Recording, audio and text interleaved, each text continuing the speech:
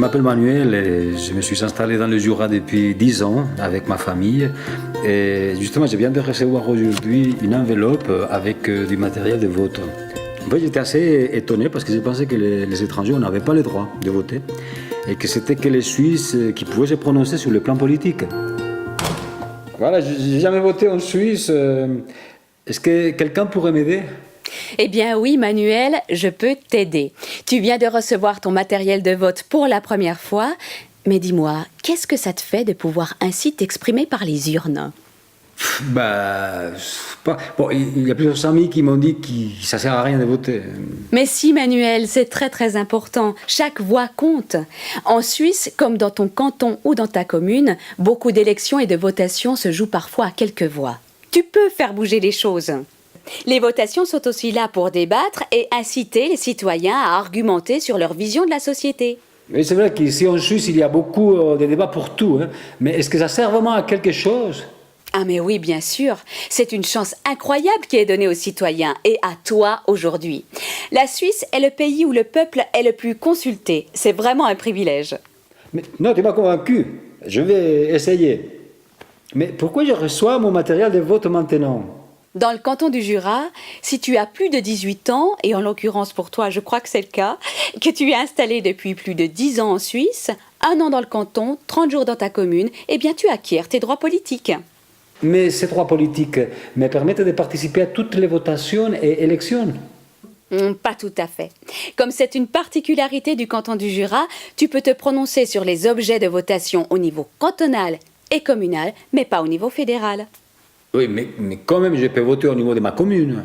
Mais oui, tu peux te prononcer sur tous les objets soumis en votation populaire. Par exemple, le crédit pour une halle de gymnastique ou la réfection d'une route.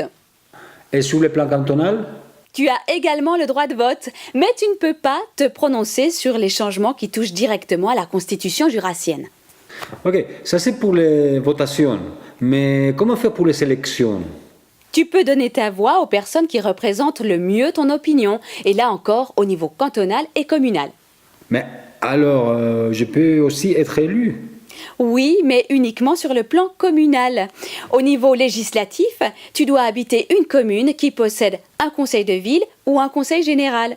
Au niveau exécutif, eh bien, tu peux être élu conseiller communal, mais tu ne peux pas accéder à la fonction de maire. Désolé. Finalement, j'ai pas mal de droits. Bon, mais ça ne m'explique pas comment je vais m'en servir de ça. Je t'explique. Tout d'abord, tu ouvres délicatement l'enveloppe au moyen de la languette qui se situe au verso. L'enveloppe s'appelle enveloppe de transmission.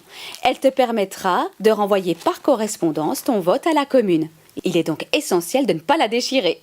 Comme il peut y avoir plusieurs objets soumis en votation, je te conseille d'étaler devant toi tout le matériel contenu dans l'enveloppe et de le trier. Ça, c'est la carte d'électeur. J'ai tout cet tas. Maintenant, qu'est-ce que j'ai fait avec tout ça ? La première chose à repérer, c'est la documentation d'information qui explique les objets de votation. Prends le temps de bien la lire. Elle te permettra de comprendre sur quoi tu vas te prononcer. Et maintenant que j'ai bien compris les enjeux ? Alors, tu vas commencer par les bulletins de vote.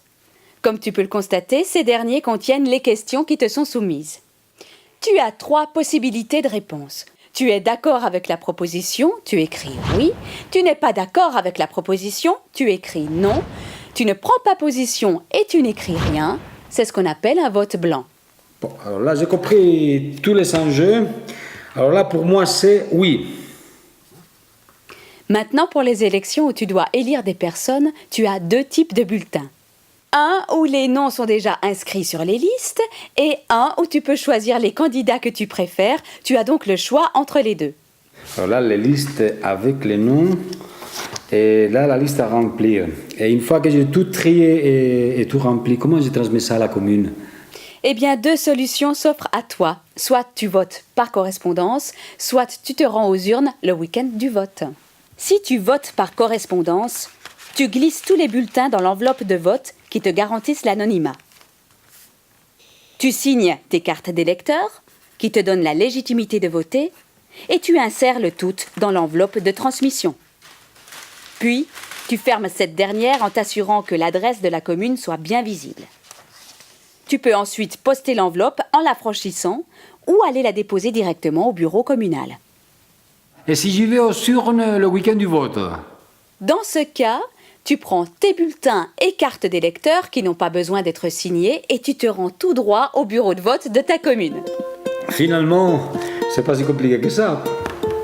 Non Manuel, c'est pas si compliqué. Et si tu as encore des doutes ou des questions, n'hésite pas à t'adresser à ta commune où tu obtiendras toutes les informations utiles. Et maintenant, à toi de jouer.